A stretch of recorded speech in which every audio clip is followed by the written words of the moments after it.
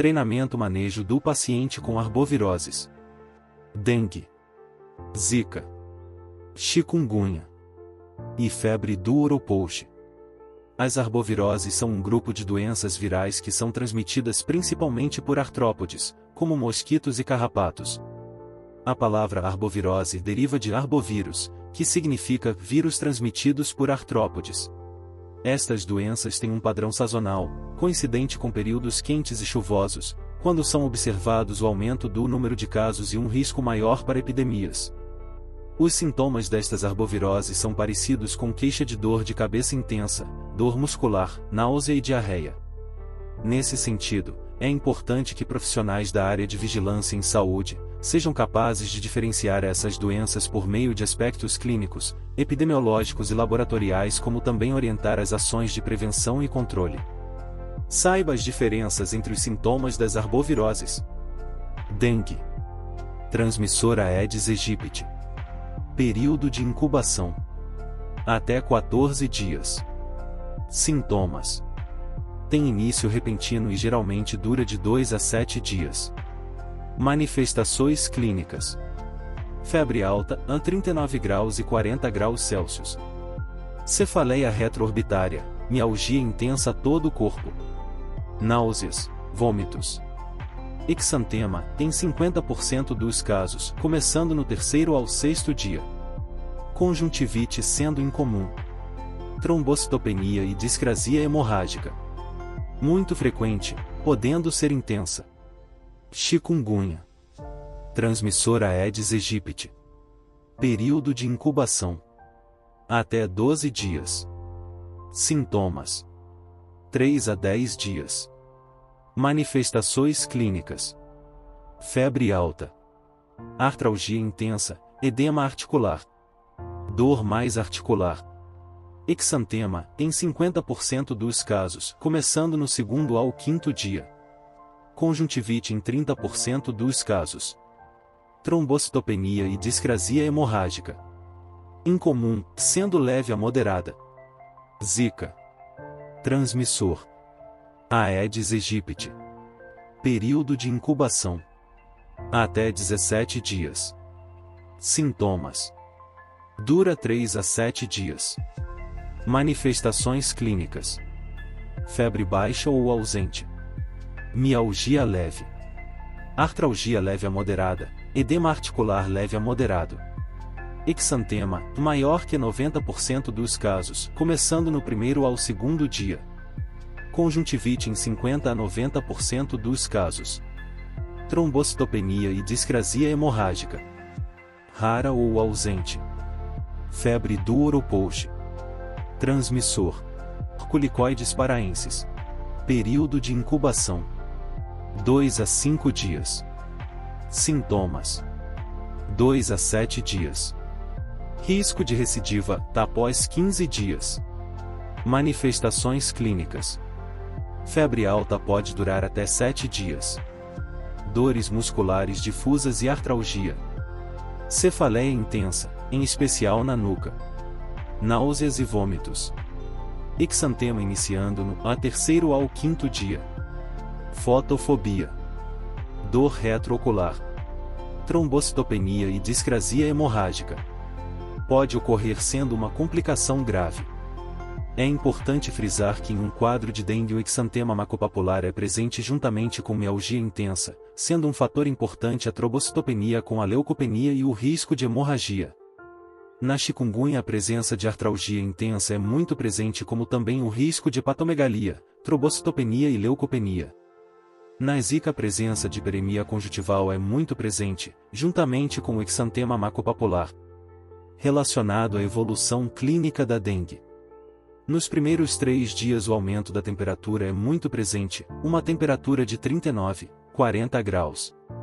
A viremia alta nesse período indica a presença do vírus na circulação, o que, seguindo a resposta imunológica do organismo como forma de combater esse patógeno, ao aumento da temperatura. Em relação aos eventos clínicos, ao aumento da permeabilidade do vaso, que faz com que o líquido extravase para o intertício da célula, levando ao processo de desidratação. O hematócrito aumenta por volta do 4º, quinto dia após mediante a permeabilidade aumentada à concentração de hemácias dentro do vaso. Relacionado às plaquetas, há a diminuição brusca mediante ao fato do vírus da dengue atuar na medula óssea levando a uma mielossupressão, o que causa a diminuição das plaquetas e leucócitos, que são os glóbulos brancos. Plaquetas essas que atuam diretamente no processo de coagulação sanguínea e formação do tampão plaquetário. Uma plaqueta baixa é um paciente com alto risco de sangramentos. Rotina da classificação de risco. Priorizando o paciente. Triagem. A classificação de risco é um passo fundamental para a organização e o atendimento eficaz dos pacientes. Através dela, os pacientes são triados de acordo com a gravidade de seus sintomas e necessidades.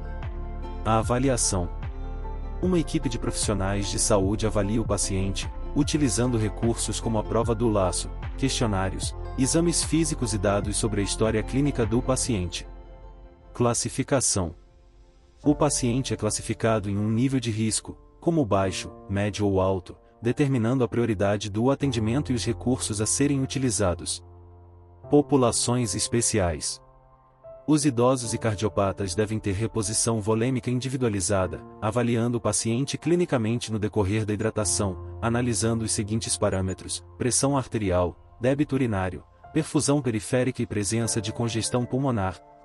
Em relação às gestantes, estas devem ser tratadas de acordo com o estadiamento clínico da dengue e necessitam de vigilância, independentemente da gravidade. Em relação à mãe infectada, os riscos estão principalmente relacionados ao aumento de sangramentos de origem obstétrica e às alterações fisiológicas da gravidez, que podem interferir nas manifestações clínicas da doença. Gestantes com sangramento, independentemente do período gestacional, devem ser questionadas quanto à presença de febre ou ao histórico de febre nos últimos 7 dias. Já em relação às crianças, elas podem ser assintomáticas, apresentar uma síndrome febril clássica viral ou ainda sinais e sintomas inespecíficos, como fraqueza muscular, recusa da alimentação e de líquidos, vômitos, diarreia ou fezes amolecidas. Em crianças menores de 2 anos, os sinais e sintomas podem se manifestar por choro persistente, fraqueza muscular e irritabilidade, podendo ser confundidos com outros quadros clínicos. O início da doença pode passar despercebido e o quadro grave pode ser identificado como a primeira manifestação clínica avaliada. No geral, o agravamento na criança é súbito, diferentemente do que ocorre no adulto, em que os sinais de alarme são facilmente detectados. Considerando as arboviroses em gestantes, temos as seguintes complicações. Zika vírus está fortemente associado à microcefalia e outras graves anomalias cerebrais em recém-nascidos. Chikungunya, risco de transmissão vertical intraparto, além de graves complicações para o neonato. Dengue, como descrito, as gestantes são consideradas um grupo de risco, com maior chance de agravamento, óbito e partos prematuros devido à infecção perinatal. Já a febre do Oropouche está relacionada à microcefalia e morte fetal. Devido às complicações descritas, todas as notificações impressas de gestantes devem conter na parte superior da folha, arbovírus gestante, prova do laço e avaliação de risco rápida e eficaz. A prova do laço, também conhecida como teste do torniquete, é um procedimento simples que permite identificar a presença de microhemorragias, um sinal importante de alerta para a dengue. O teste consiste em aplicar um laço no braço do paciente por 5 minutos, e posteriormente, analisar a presença de petequias, que são pequenas manchas vermelhas na pele. A presença de 20 ou mais petequias indica um risco aumentado para dengue hemorrágica e requer atenção médica imediata. Assim, deve-se aferir a pressão do paciente conforme a orientação técnica. Desenhar no antebraço do paciente, abaixo da prega do cotovelo, um quadrado medindo 2,5 cm por 2,5 cm. Voltar a insuflar o manguito até o ponto médio entre a pressão máxima e mínima, como por exemplo, aferido pressão de 120 por 80, assim deve-se insuflar o manguito até 100. Pois 120 mais 80 dividido por 2 é igual a 100. Atenção, pacientes com pressão arterial acima de 120 por 80, deve-se insuflar o manguito até 100 mm de mercúrio, não devendo ultrapassar esse valor. O aperto do manguito não pode fazer desaparecer o pulso radial. Após isso, aguardar por 5 minutos com o manguito insuflado nessa média, orientando o paciente sobre o desconforto sobre o braço. Em crianças, deve-se aguardar apenas 3 minutos. Após o tempo determinado, soltar o ar do manguito e retirá-lo do braço do paciente. Deve-se procurar por petequias, ou seja, pontos de sangramento, dentro do quadrado desenhado e contá-las. Em adultos, se houver 20 ou mais petequias no quadrado, considere prova do laço positiva. Em crianças, 10 ou mais petequias considere prova do laço positiva. Caso você observe que antes dos 5 minutos já existem mais de 20 petequias no quadrado, não é necessário aguardar o tempo estabelecido e se considera como prova do laço positiva. Notificação dos casos suspeitos. A notificação de todos os casos suspeitos de arbovirose é obrigatória. Caso suspeito de dengue e chikungunya, preencher a ficha de notificação de dengue e chikungunya. Caso suspeito de zika, preencher a ficha de notificação conclusão. Toda a ficha de notificação deverá ser entregue ao laboratório para a coleta dos exames diagnósticos. O preenchimento da ficha de notificação deverá ser completo, com todos os dados de identificação geral do usuário, dados clínicos e laboratoriais, incluindo sinais de alarme e de dengue grave. Exames laboratoriais. O exame para o diagnóstico laboratorial é obrigatório para todo paciente suspeito de arboviroses. RT-PCR deverá ser solicitado entre o primeiro e quinto dia do início dos sintomas. Já as sorologias, IgG e IgM, solicitar a partir do sexto dia do início dos sintomas. A ficha de notificação deve sempre estar anexada ao pedido do exame. A ficha de notificação é essencial para quantificar os casos suspeitos e auxiliar a gestão na melhoria das condições de assistência ao paciente. Relacionado aos grupos de classificação da dengue, o grupo A é aquele paciente que não possui sinais de gravidade, não possui sinais de alarme, não possui fatores de risco. É aquele paciente que possui sinais clássicos de dengue com prova do laço negativa. Nesta ocasião inicia-se a hidratação oral, é entregue o cartão da dengue preenchido para que esse paciente mantenha o contato com a sua UBS de referência, juntamente com todas as orientações sobre sinais de alarme e retorno ao quinto dia caso piora dos sintomas. Grupo B.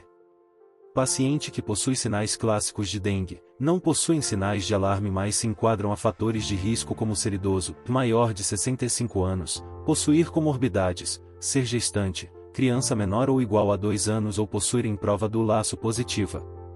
Grupo C.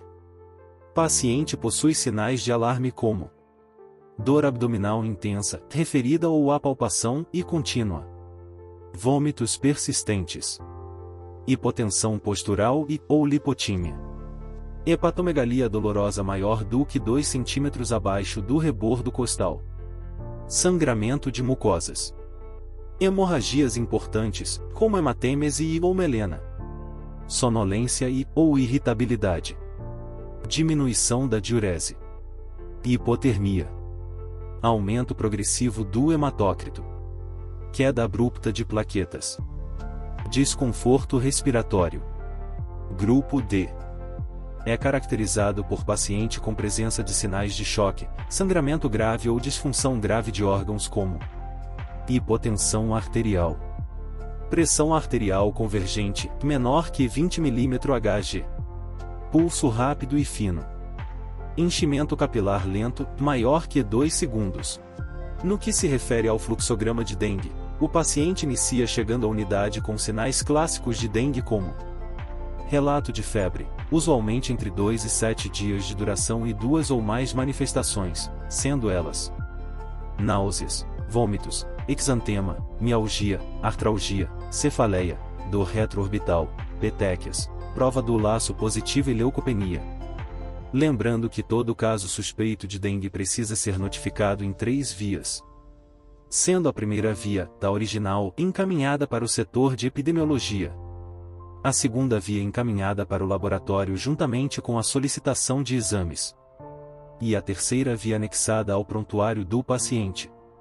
O paciente com caso suspeito é levado ao acolhimento onde haverá verificação dos sinais vitais, pressão arterial, anamnese, classificação de risco, realização da prova do laço e iniciar o preenchimento do cartão de acompanhamento.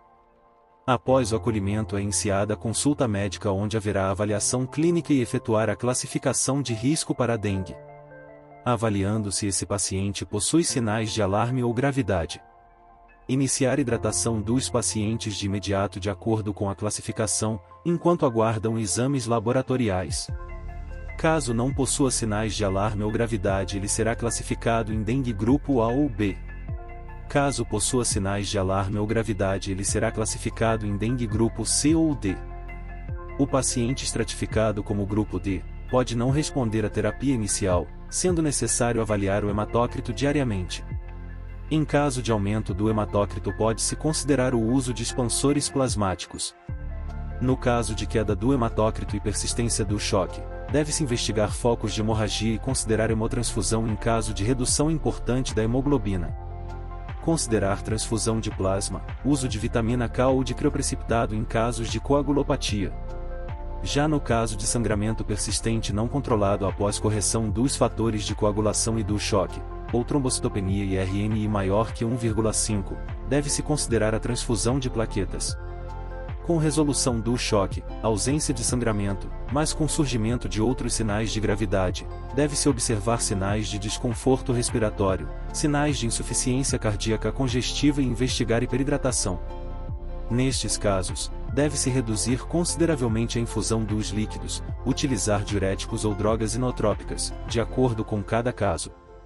Deve-se interromper a infusão de líquidos à velocidade mínima necessária nos seguintes casos: término do extravasamento plasmático, normalização da pressão arterial, do pulso e perfusão periférica, diminuição do hematócrito na ausência de sangramentos, normalização da diurese, resolução dos sintomas abdominais.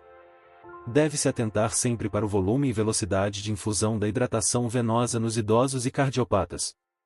Todas as gestantes devem ser encaminhadas ao centro materno-infantil. Deve-se realizar sempre o controle da diurese de pacientes com dengue grave. Segue abaixo os benefícios do uso do cartão: identificação e monitoramento, registro de exames e sinais clínicos, auxílio na prevenção de complicações, orientação para o paciente e família, continuidade do atendimento, critérios de internação, presença de sinais de alarme ou de choque, sangramento grave ou comprometimento grave de órgãos, grupos C e D, recusa de ingestão de alimentos e líquidos, comprometimento respiratório e dor torácica, dificuldade respiratória, diminuição do murmúrio vesicular ou outros sinais de gravidade, impossibilidade de seguimento ou retorno à unidade de saúde, comorbidades descompensadas como diabetes mellitus, hipertensão arterial, insuficiência cardíaca, uso de dicumarínicos, crise asmática, queda de plaquetas. Outras situações a critério clínico: volume diário da hidratação oral. Adultos: 60 ml por quilo, dia, sendo 1/3 com sais de reidratação oral e com volume maior no início.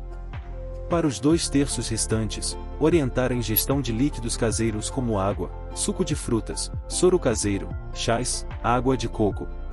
Criança e adolescentes. RN, lactentes e crianças. Até 10 kg. 100 ml por quilo. 10 a 20 kg. 1000 ml mais 50 ml para cada quilo acima de 10. Maior que 20 kg. 1500 ml mais 20 ml para cada quilo acima de 20. Adolescentes. 60 ml por quilo. Sendo 1/3 com sais de reidratação oral e com volume maior no início. Para os 2/3 restantes, orientar a ingestão de líquidos claros. Manter a hidratação até 24-48 horas após a defervescência. Se vômitos ou diarreia, acrescentar 50-100 ml se menor de 2 anos e 100 a 200 ml em maior de 2 anos após cada perda. Importância da hidratação com soro em casos de dengue. Repõe líquidos e eletrólitos. Previnem a desidratação. Alivia os sintomas. Facilita a eliminação de toxinas. Melhora a circulação. Por que usar as garrafinhas de hidratação no hospital UPA? Controle médico. Ao utilizar as garrafinhas no hospital, o paciente tem o acompanhamento médico, garantindo que a hidratação esteja sendo feita de forma adequada e segura. Hidratação contínua. As garrafinhas permitem uma hidratação contínua, o que é fundamental para evitar a desidratação. Calculadora de hidratação de dengue. Segue abaixo o QR Code para que você possa acessá-la. É uma calculadora validada pela Secretaria de Saúde, que auxilia no cálculo de volume para a reidratação de adultos e crianças. Critérios de alta hospitalar. Estabilização hemodinâmica durante 48 horas. Ausência de febre por 48 horas. Melhora visível do quadro clínico. Hematócrito normal e estável por 24 horas. Plaquetas em elevação e acima de 50.000 mm3. Manejo do paciente com febre chikungunya.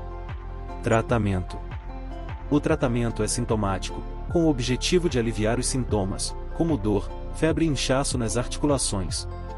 É importante o repouso e a hidratação. Reabilitação. A dor nas articulações pode persistir por semanas, meses ou até anos. A fisioterapia é importante para auxiliar na recuperação e fortalecer os músculos. Ela possui fases, sendo elas: fase aguda, de 5 até 14 dias. Fase pós-aguda, de 14 a 90 dias. Fase crônica, após 90 dias. Manejo do paciente com Zika vírus. O tratamento do Zika vírus é sintomático, com o objetivo de aliviar os sintomas, como dor, febre e rash cutâneo. Manejo do paciente com febre oropouche. Tratamento. O tratamento da febre oropouche é sintomático, com antipiréticos, paracetamol ou dipirona e hidratação. Deve-se evitar anti-inflamatórios não esteroidais. Repouso é essencial, e os sintomas geralmente desaparecem em 3 a 7 dias. A prevenção inclui o uso de repelentes, roupas protetoras e controle remoto do vetor Culicoides paraensis. Reabilitação. A reabilitação da febre oropouche envolve recuperação gradual da fadiga e mialgia com atividades leves ou fisioterapia.